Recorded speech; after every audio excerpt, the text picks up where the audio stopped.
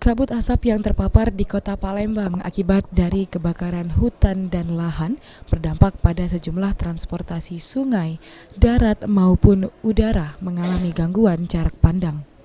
Melalui situs resmi di www.bmkg.go.id/bmkg, SMB 2 Palembang juga menjelaskan untuk konsentrasi partikulat meter atau disingkat PM10 sudah menyentuh angka 300.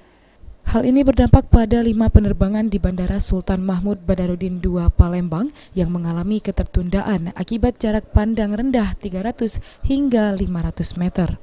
Kepala Dinas Perhubungan Provinsi Sumatera Selatan Nelson Firdaus membenarkan adanya kendala delay atau keterlambatan penerbangan di Sultan Mahmud Badarudin II Palembang, namun tidak dibatalkan. Sejauh ini masih dalam kategori aman untuk aktivitas penerbangan.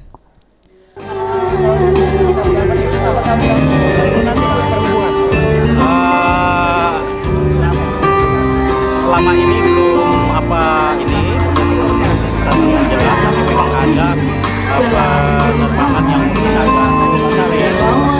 tidak batal, tapi hanya tertunda. Tapi secara keseluruhan tidak terlalu karena